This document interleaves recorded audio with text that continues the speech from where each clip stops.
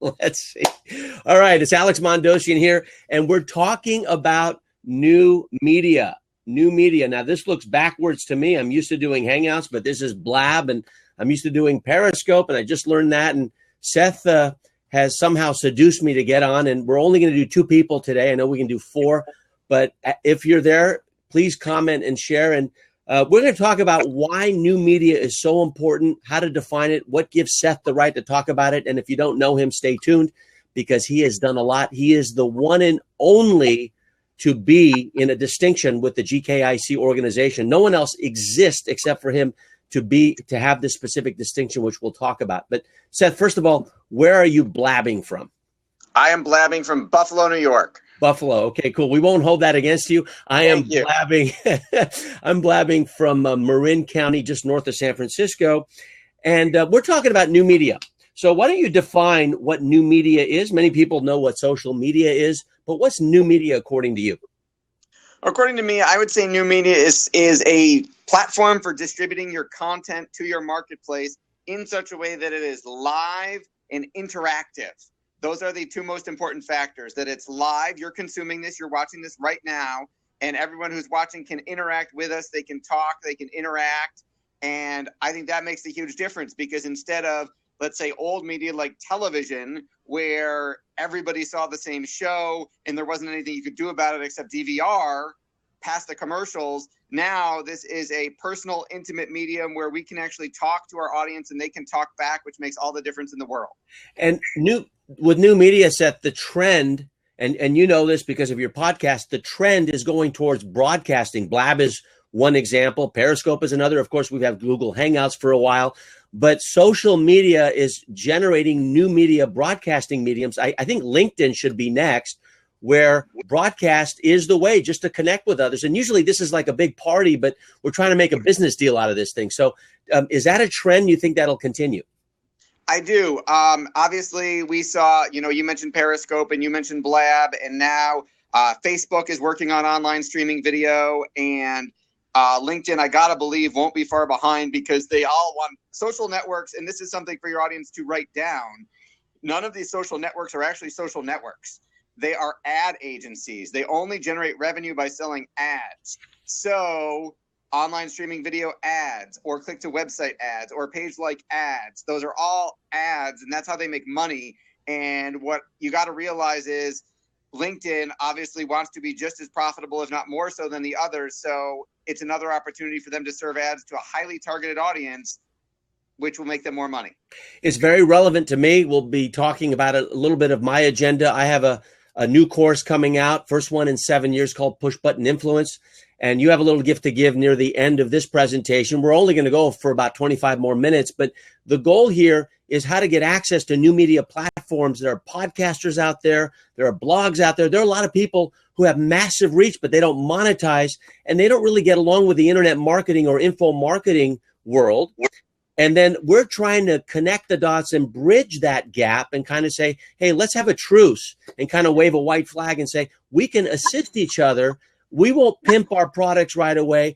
Give us access to your reach. We'll show you how to monetize slowly, effectively, without you looking bad to your tribe. So do you think that this is something that's worthwhile to talk about, or you think it's going to be dead in the water because there's such a difference between 2 groups? I think you hit the nail right on the head. I mean, that's it. My marketing firm, ultimatemarketingmagician.com, that's exactly what we do, is we take the real in the trenches business owners, whether it's a individual solopreneur, a author, speaker, coach, consultant, or a Fortune 500 company, and we either show them or do it for them how to bridge the gap between what is all this new media stuff that's out there and how do we actually generate clients or prospects or patients and make money without offending anybody and without turning off our tribe. It's a lot more intimate to be able to broadcast. So those of you watching right now, what is your favorite new media broadcasting medium? Now let's talk about a few. We have Periscope. We have Blab, which we're on right now. We have Google Hangouts. I don't know any others that you can think of, but you will see more and more come out. I'm sure Facebook will. Out a couple? Yeah, go ahead. Okay, so you forgot about iTunes and podcasting, and you also didn't mention Meerkat. Good. You just did. You just did. So what is your favorite new media broadcasting medium. And what's so important is it's a lot more intimate than liking someone on Facebook or connecting on LinkedIn or following someone on Twitter or retweeting, because it's real access. So let's talk about you. What gives you the right to talk about this? I mean, give some background. Don't be falsely humble. Give everyone an insight of, what talking to my wife. Yeah, go for it. I am the only person, as far as in history, who's been nominated back to back 3 years in a row for Marketer of the Year by Dan Kennedy and the GKIC organization. I've written 6 best-selling books, and I run the fastest growing privately held marketing firm in the country. And using the techniques that we teach and give away at ultimatemarketingmagician.com, where you can download a free copy of my new book and attend a live training webinar where we teach you how to do it, has gotten me in front of 2.2 million of my ideal prospects. So we don't just talk the talk, we walk the walk too.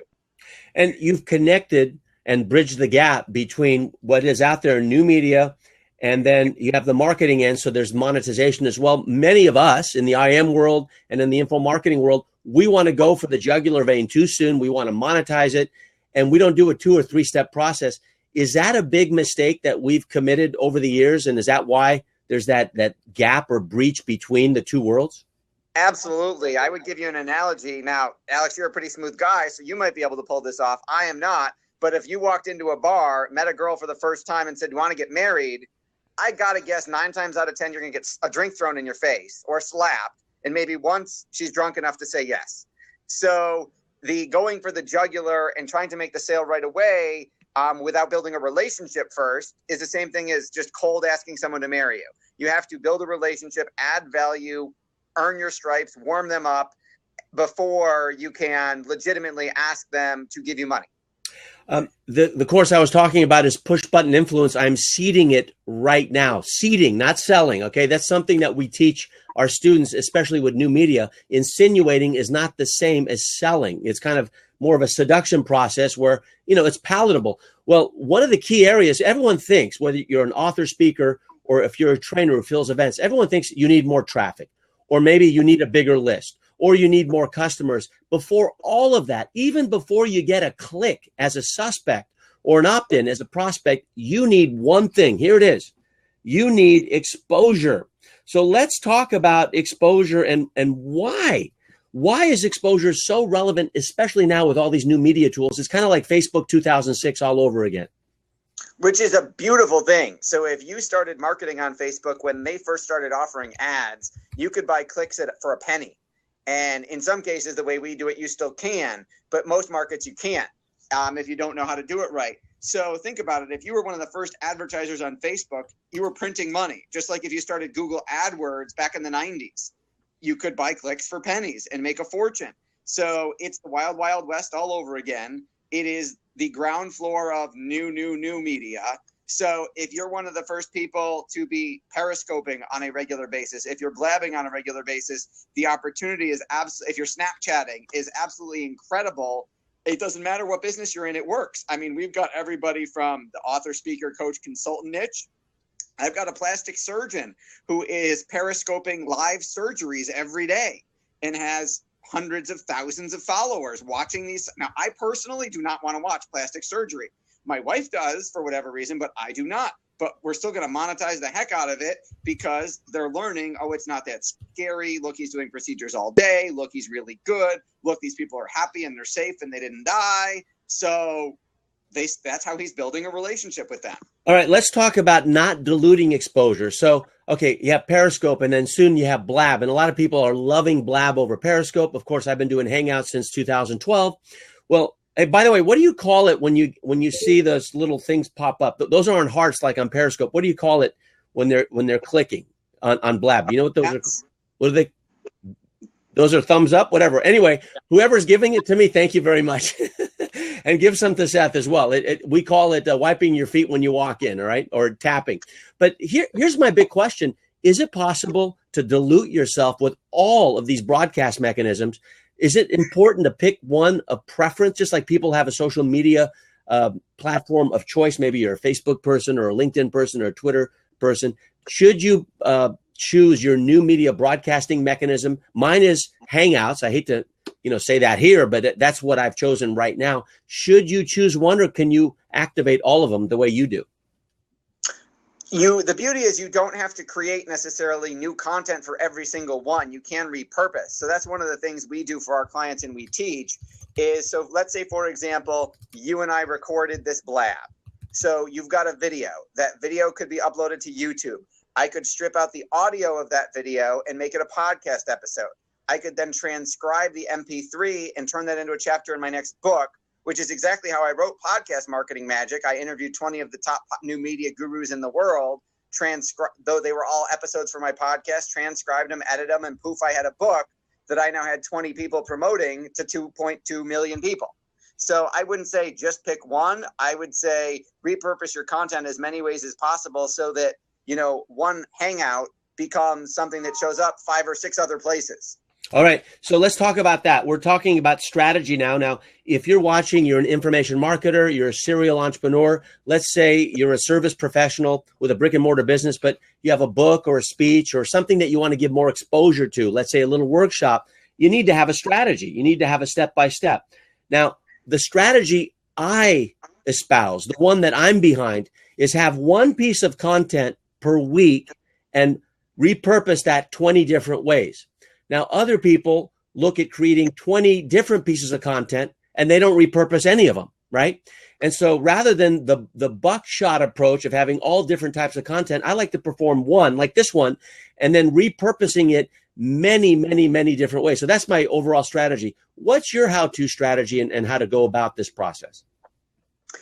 So I would agree with that. Now, there are some platforms that you do need different content for. So, for example, I would, you got to be relevant. You don't want to go to the wrong cocktail party where, my wife never wants to go to a party wearing the wrong dress. She doesn't want to be overdressed. She doesn't want to be underdressed. So, for example, Gary Vaynerchuk has a phenomenal book called Jab, Jab, Jab, Right Hook, where he talks about and shows case studies of your right hook needs to be a little bit lower. Okay. So he talks about case studies of different platform. That's an uppercut. Different platforms giving you different content. Sorry, I'm a black belt martial artist my whole life, so I got to correct it.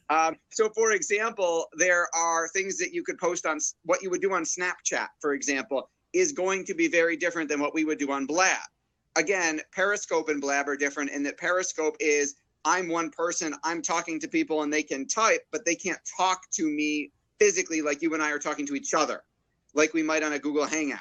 So the multiple presenter conversation works on Blab, it works on Google Hangouts, it wouldn't work on Periscope. So you've got to customize the content to the different platforms. However, you can repurpose. There are a number of platforms that would be the same. I mean, the most obvious example would be on Twitter, you only have a certain number of characters. So while I could write 5 paragraphs on Facebook, I can only write a sentence or 2 on Twitter. Right. So you've got to customize it. Well, and I'll give you an example. Let's say we have a 30-minute piece of video content. We can rip the audio, we can transcribe it, and for $30 for the rest of the week, about 30 to 40 minutes a day, we can start sprinkling stuff out there. Now, here's the strategy. Here's the key, because most people get confused at this part. What is the call to action? So if you're doing a virtual presentation, just like this one, what call to action do you have on all the other new media? Here's what I do. I want to build a community. I want to build a following. So my call to action is the next event. So each previous event promotes the next event, and that's what creates this cascading impact. Now, one thing is for sure, whether on Periscope or here or Google Hangouts or whatever other broadcasting mechanism, you can't hold a candle to the power of getting direct response. So check this out. If I ask you folks, and please just humor me, give us some props. Okay, I just learned that's what they're called, right? So give us. Sorry, I didn't realize that was a question. Yes, the hands are props. Like, give us some props. Give us some props, right? So look how it happens instantly. Now I'm manipulating it. I'm asking for it, but you can't do this without having a broadcasting mechanism. That is something that our kids are going to see, and our future generations will say, "Yeah, what's the big deal?" But we didn't have this like 2-3 years ago. Thanks, guys. So you can get direct response, and plus you can get flames. Those are like bad comments. You can get those instantly if you don't like what you're seeing. So it is a very vulnerable, technology if you're not with the right group. What do you see is happening in the future as far as simulcasting? I know you do Blab, you do Periscope, and you do a Hangout all at the same time. I mean, that's like schizophrenia, but what happens? It actually multiplies. So Ragamato, I saw that you have a question. We will, if we don't get to it on the Blab, I will get back to you later. It's a great question. To answer Alex's question, I note, so simulcasting is phenomenal. So for example, you're going to need multiple devices. So even though I have an iPad 3 for work, it stays home most of the time because I only use it if my CFO doesn't bring a laptop to a meeting, or if I use it as a teleprompter in our video studio. So most of the time it stays home and my kids play on it. So when I take it to work to simulcast, they're like, Daddy, you're taking our iPad. And I said, well, no, it's my iPad technically. So I have an iPad, an iPhone 6, an iPhone 5, and an iPhone 4, and I will broadcast on Periscope, Meerkat, YouTube, Facebook, all at the same time, because you're catching different people on different platforms. So there are a lot of people on your list and on mine who, for example, at this moment don't know what Blab is. So, but they may know what Periscope is. They may know what some of them are. The funny thing is I was talking to Pam Brossman the other day about my book, Podcast Marketing Magic. And she said, well, you need to change it to like live video streaming magic or something like that, because that's the new thing. And I said, right, but the average business owner who's not in the internet marketing space that doesn't even know what a podcast is yet, even though there are 1 billion people listening to podcasts, over 1 billion, and that number will triple in the next 5 years, they still don't, if my dentist across the street who's a client of ours doesn't know what a podcast is. So you've got to meet people where they're at. Your prospect, your client may be 5 years behind you, and you've got to meet them where they're at. So that's why we simulcast, because they may not be on Blab yet, but they may be on Periscope. They may not be on Snapchat. I'm an adjunct professor in addition to running the company, and I teach the only college level classes in direct response marketing. And one of my favorite things that I learned from teaching is at the beginning of every semester, I say, what platforms are you on when you want to communicate something you don't want your parents to see? And I learned what the cutting edge platforms are. Brilliant. Because like, where do you put the sober pictures? Like, oh, we put those on Facebook because our parents see them. But we do Snapchat, or we do Periscope or Blab or whatever the new thing is. And they keep me on the cutting edge because the 21-year-olds are the ones who are the early adopters and who are trying whatever the new platform is as soon as it comes out. Well, I'm going to ask this question. What are the roadblocks that get in the way of making this work? And then maybe 2 case studies that you can share. Then we'll go to Q&A. Just to answer some questions. In a broadcast, you get live questions. This is real bamboo. There are 13 of them. It's called Lucky Bamboo that grows indoors. I didn't know that. Over a year ago, I had bamboo that was supposed to be outside. It all died, so rest in peace. This one is still living, alive and well. This bridge here is kind of going through the fog and the curse of knowledge, going to the tree of life back there. That's what I'm calling it. It's IKEA, $89, best investment I ever had. It ends up becoming my green screen. So I'm in my office here.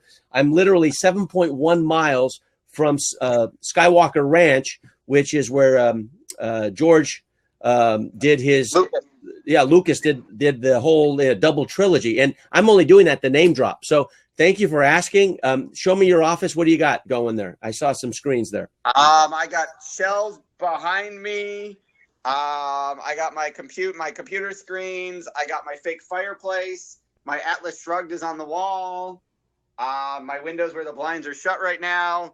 And then the office building full of team members that are sitting outside. Okay, so I just learned you're outside my office. I just learned you're an Ayn Rand fan, so we'll have to talk about that in the future. I knew you're an objectivist. All right, so roadblocks. What get in the way? To me, it's overwhelm. It's too many choices. What are the roadblocks that you see with your students and other colleagues? I would say the most common roadblocks are, and give me some props if this affects you, is one of those would be fear of the technology.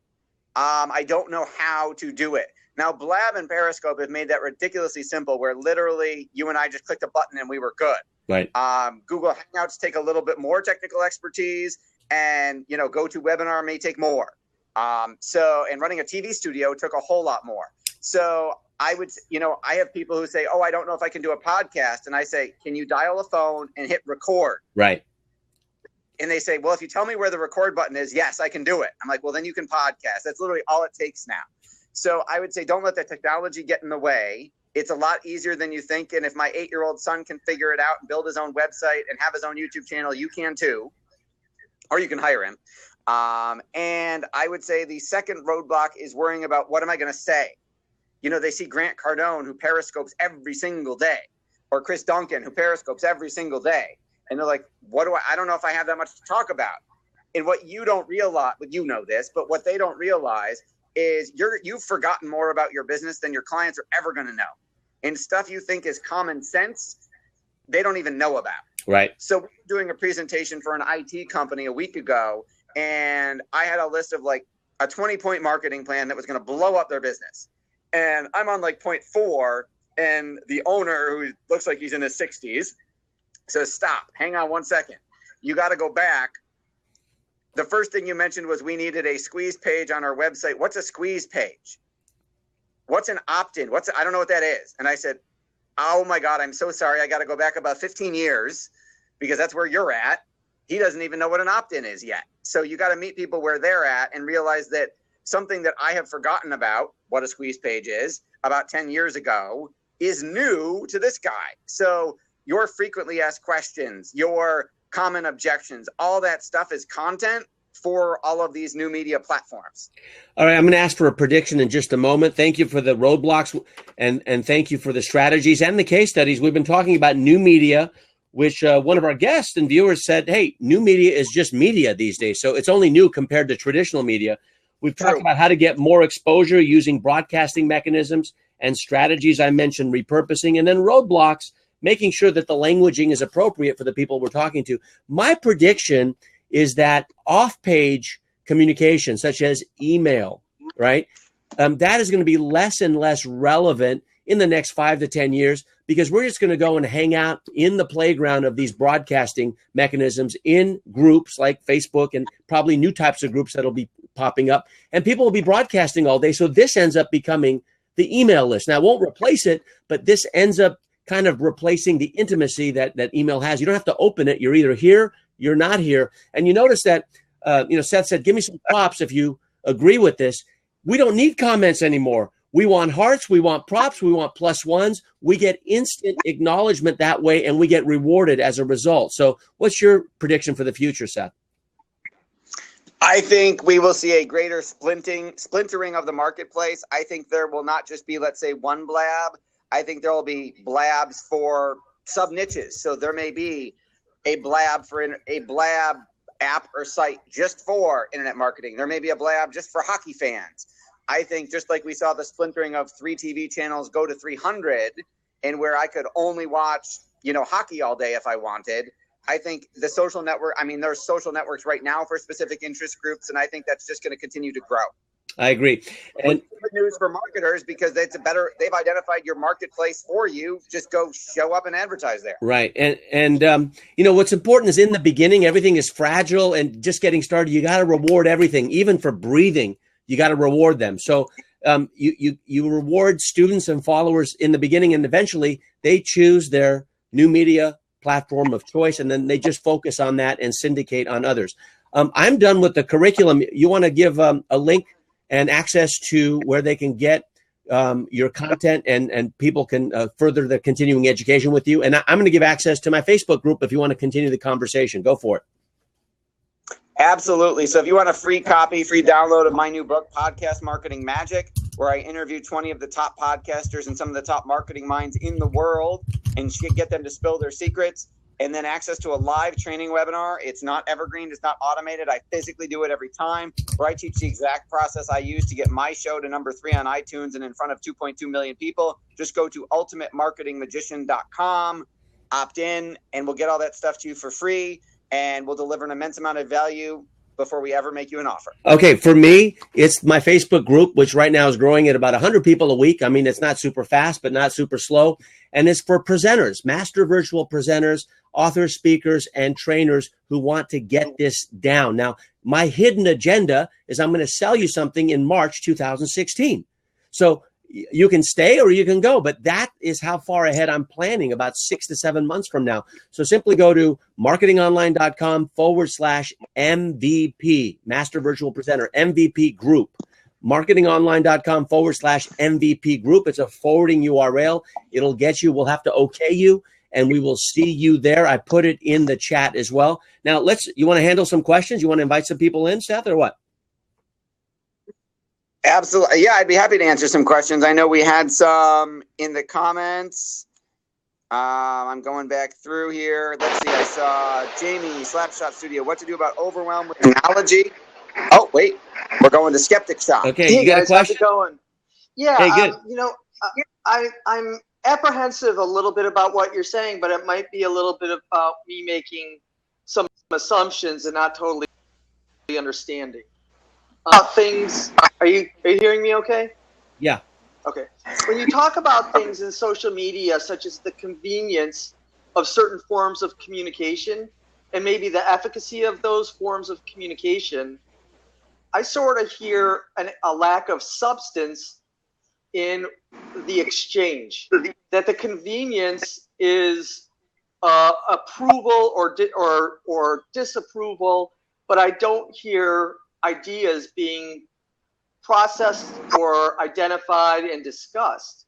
I do in this setting, but giving you a thumbs up doesn't really, how does that really impact anything?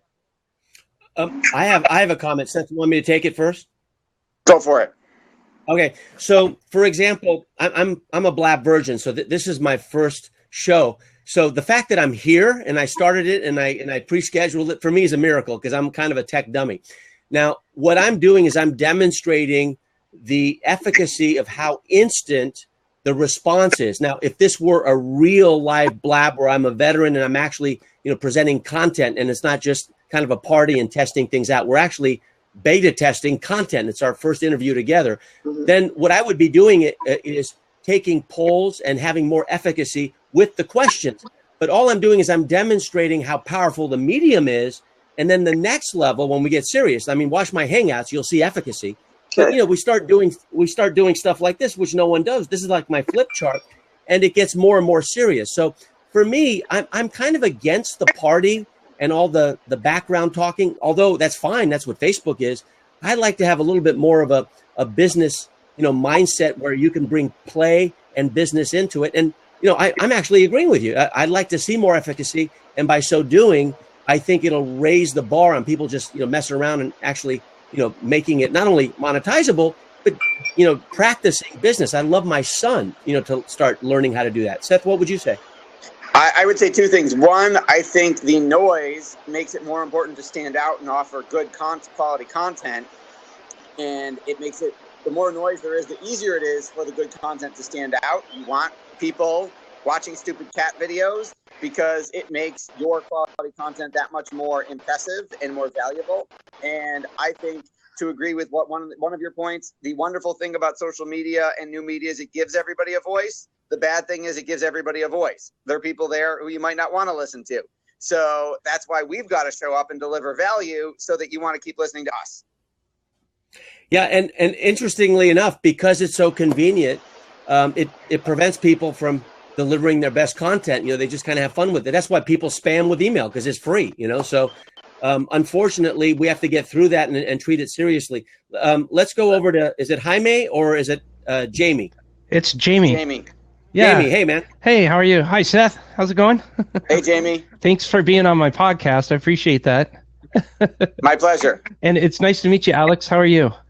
Likewise, I'm doing great. And what you just demonstrated is you can show public appreciation during a live event, which people get used to it like it's common, but it's a miracle. Seriously, just the fact that you did that, it's very informal, and at the same time, I think it's more intimate than thanking people with a coat and tie on stage and all that bullshit. So thank you for joining us. Yeah, thanks so much. I really appreciate it. I love this Blab. I call it a combination of Zoom and Periscope, kind of all together. But it's really cool. My question for you, you kind of touched on this when you were talking about it. One of the challenges that I find right now is that there's so much going on that it's really hard. It's really nice that you drill down on a specific platform, but I'm wondering how you guys organize your time. What's the best way to get that going? Because for me, it's a still bit of a challenge. You got the podcast and the blogs, and then you're dealing with clients, and you still want to get your message out there. And it's almost like the painter's house is the last to get painted. In my case, my website is the last to get updated because I'm updating all my clients' websites. How do you guys deal with that, and how do you structure your time in an efficient manner? Seth, you go first. I think we try and create pieces of content that we can use on as many different platforms as possible to make our lives as easy as possible. So I can repurpose, we talked about a interview or a video that turns into an MP3, that turns into a PDF, that turns into a video ad on Facebook and YouTube, that turns into content in as many different places as we can use it, so that we don't have to spend as much work. We can focus on the quality of the content as opposed to needing 27 different pieces of it. So you don't need a 37-step email sequence. All you need is to stay one day ahead of your prospect or your potential or your client. And I think sometimes being marketers, we forget that and think, we see like Alex or Ryan Dice or someone with this 30,000 foot view going, oh my God, I need all of that. But they didn't start with all of that. They started with one. And if you start with one and stay one day ahead, you'll be just fine. Yeah, Jamie, I'm going to tell you that this could be the most important thing that you hear all day, or it may just be the least important. But I'm going to tell you flat out that question is so powerful, and it's about your strategies, specifically your strategy. And the strategy starts with an intention. So if you set your alarm at 11 o'clock at night to wake up at 6 o'clock in the morning, you made that decision at 11 o'clock at night, not at 6 in the morning. And many people treat their day as if they're making the decision when they're waking up, when they're really not. So that means choose one platform. I choose Hangouts as my primary platform for distribution. I choose my topics in the form of an editorial calendar, just like TV and radio. And here's the key point. When you decide, decision, what that means is you have to cut off painfully all the other shit that's coming at you. And that requires a level of maturity that many times I don't have. So the overwhelm is kind of like walking into a library and saying, oh, shit, there's so many books. There's over 1 million books. I don't know what to do. But when you go into a library, hopefully you're looking for one book and you find it. So my goal for you is just, to be decisive as you enter your week, your month, your year, and then don't let anything take you off course. Otherwise, you'll be last in line. The old saying, charity starts at home. I hope you start abiding by that, if that makes sense. It does. Thank you so very much. And I just joined your online MVP group there. So, yeah. Welcome. Looking forward to that. Thank you so much. My pleasure, man.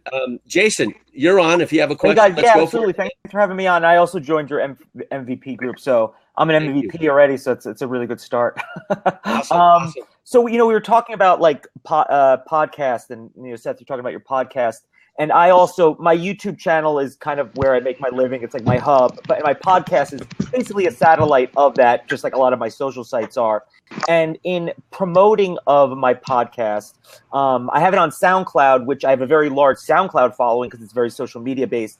And, my iTunes is not as strong, but I'm kind of encouraged to promote from my iTunes because that's where Uber's is a sponsor of my podcast, among other things, but Uber's the big one. And I, to keep that moving along, I got to keep pushing the iTunes. However, it seems like if people don't have iOS, I don't know. I'm not like big on. I'm a creative-ish, so I'm not really big on technology. But like, I have this thing where I'm trying to promote the iTunes and the SoundCloud only to give people options. But what I really would love them to do is to go to the iTunes, leave a comment, rate, and all that really great stuff. Because I've been on New and Noteworthy, and I've been on Internet Stars and whatever, and I'm always trying to kind of stay afloat there. How do you split the difference in how you promote your podcast, or is it iTunes or nothing for you? Or I just want to make sure everyone can listen to it. Bottom line, never mind. So, if I were to paraphrase the question, Jason, what modality or what podcasting platform gets the maximum reach without losing out? Would that be a good paraphrase? Well, really, honestly, like ultimately, my dream would be everyone would go to my iTunes, subscribe, listen to it, rate it, and leave a comment, because that's what keeps the advertisers coming. And frankly, all right, so that you're talking to the right guy. So Seth, what would you respond to that? Because we got the right guy here. Go great, for it. Great. I'm in good hands then. That is the holy grail, as if everybody subscribed to iTunes. And you and I, of course, know that both isn't true. They're voyeurs. They're people who go and listen once and disappear. They're people who will keep listening but not actually hit the subscribe button. There are people who won't rate and review. So that's why yes, iTunes is where we send the bulk of the traffic, but we will also, as you know, embed every episode into the page on our own website where we've got a retargeting pixel. So where we all in an opt-in form. So that way, if they opt in, that's great. If they don't, that's okay because we're retargeting them. So we do a mix of traffic because you got to have. So iTunes is for vanity, and retargeting pixels and opt-ins are for sanity. Right. Okay. Yeah, and Jason, I'll give you an example. I have long tail keywords, and I title my Google Hangouts with those long tail keywords because Google loves Google as part of the, the holy family, and YouTube loves Google. Facebook is kind of like a bastard child of the first two, right? And so I use that for the purposes of being number one or on page one of Google. It gets me no traffic. But I go to Google and to number 3, 4, 5, and 6, they say, "Who are you?" I go, "I'm number 1 and 2. Who are you?"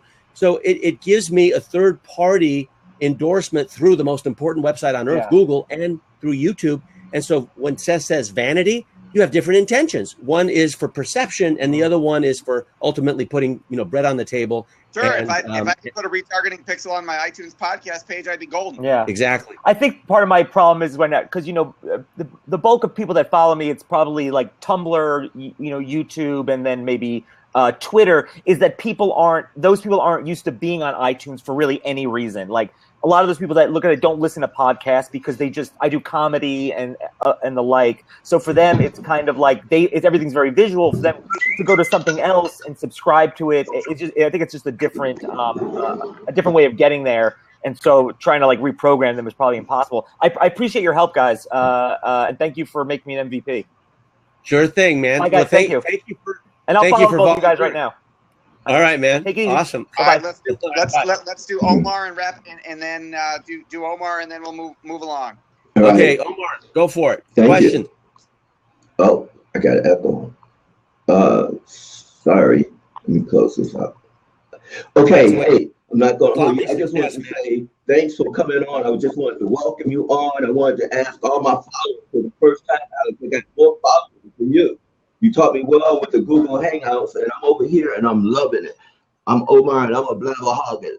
This is my blabberholic hat, my blabberholic chair in my neck, and I'm in for the long haul.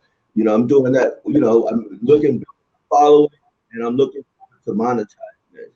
My question, Seth, to you would be: would this be sufficient? Can I just come here and focus on just doing the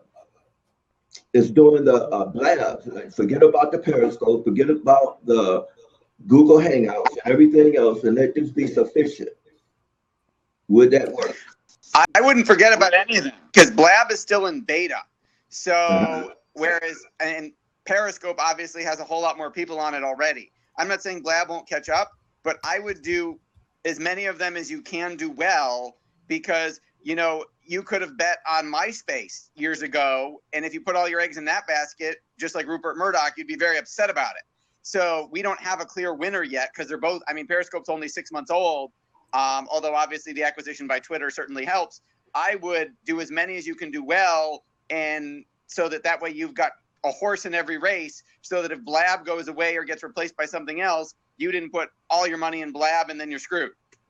Okay, one more question. My response to you, Omar, is the most important thing is your message.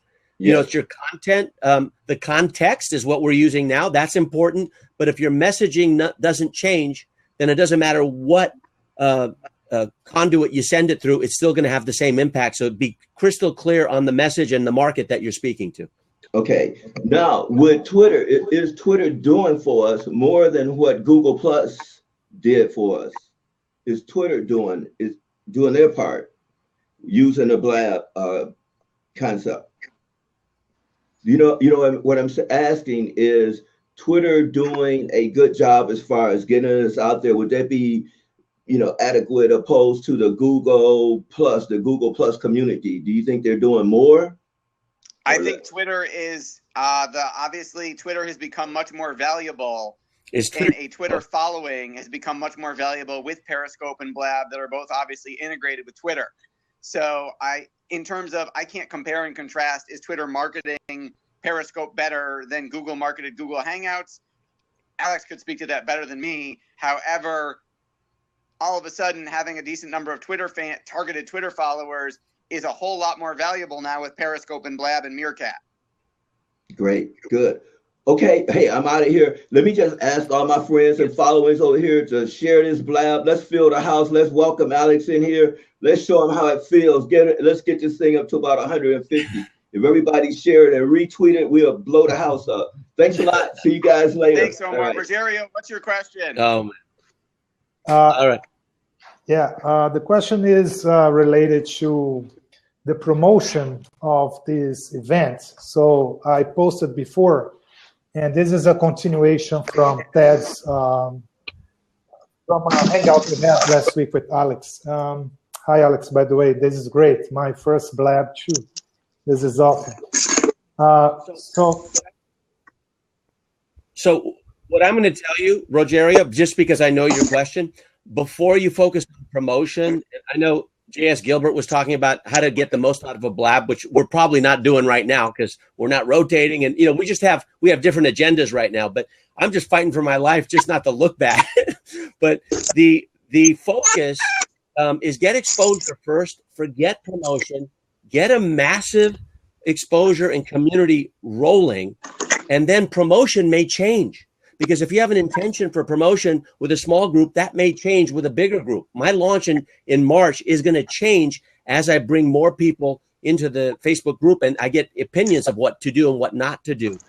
My final word today is not to focus on what to do, but focus on what not to do. It's your don't do list that has more impact than your to-do list. Jim Collins said that, the famous author of Good to Great and many other books. And that's what I'm going to tell you. There's too many distractions. If you can focus on what not to do, I have a list up there of shit not to do. And then I have a smaller list of what to do today. In fact, most of them I've done. It's on a little card. I just got 2 more things to do. So if you have a don't do list where you can pull stuff over to your to-do list, that will serve you very, very well, and you won't dilute your own efforts. Seth, what are your thoughts? Final word. It's more important what you say no to than what you say yes to. And there's plenty of opportunities out there. So I would make sure you pick what's going to work best for you in your business and pick the network that has the most number of your ideal clients, customers, or patients hanging out on it. So Blab Periscope may be perfect for one person, but for somebody else's business, it may be all wrong. And J.S. Gilbert, I want you to put in a word because you're here. So there's a lot that I can learn from you, Alex. And I'm the one, I believe in what Charlie Munger has to say. He's the number 2 at Berkshire Hathaway. He says you can't copy success, but pay attention to ineptness. So I can tell you 1,000 things not to do on Twitter, but I don't even know how to use lists properly. So that's what it is for me. But one of the things I can do, because I've been on Blab here for a while, and I've seen really successful Blabs, is if you want to specifically ask me stuff about Blab, I've been a video producer for like 35 years, so I understand produced video, streaming video as it's raw, and all that. So I'm following you now. One of the things you guys should all do in the chat room is if you click the names up here, Seth's name, Alex's name, that's how you follow people. You can link back to Twitter if you want. The other thing, too, is this tell a little bird here. That goes back to your Twitter followers. They become aware that this is happening, and that's how more people join it. And usually when you use co-hosts, the best way to work it is one paying attention to the chat room. And that. I'm doing my best to do that, going back and forth. But, one thing I learned from today's Blab is actually my second one, my first real broadcast is, and this is all thanks to Seth, is everyone can tell a bird, and that little bird goes out to all of their, tweet feeds. And that's miraculous, man. I mean, that is power, and that's something to play with. I totally appreciate that, and that's one thing I learned today. That's my big takeaway. People who know what they're talking about. Trust me, I've been around a while. Click on his name, start following him. Yeah. All right. Thank you, sir. Hey, guys, now what I'm going to do now is I'm going to click on the pause of recording, and we're done, correct? Alex, where does the okay. What happens afterwards? What happens afterwards is Blab will send you 3 files. You get an embed code, you get an MP3 file, you get an MP4 file. Nice. So the video you can edit. This will stay up, archived, and people can watch this unless you want to take it down. So you have full control over this, and you can put this up wherever you want. One of the things that's really cool is you run through the MP3 file through Nuance, Dragon Naturally Speaking, or any text to speech or speech to text, and then you have an immediate transcription of it. You can pull out the parts you like. You can use them for blogs, for other things, or you can have a transcription attached to it. So there you go. And you can repurpose and save money I don't along the stand way. for Well much, done. actually. Now, what does I don't JS really stand take for? anything from any. The JS is my first name. That's what I go by. So. Okay. Yeah, If I call you JS, then that's good enough for you, right? Okay. Well, my mom calls me Alex, I'll be and calling that's you how Dan. we'll address each other. I'm looking forward to our paths crossing again. I'll remember Thanks that. so much.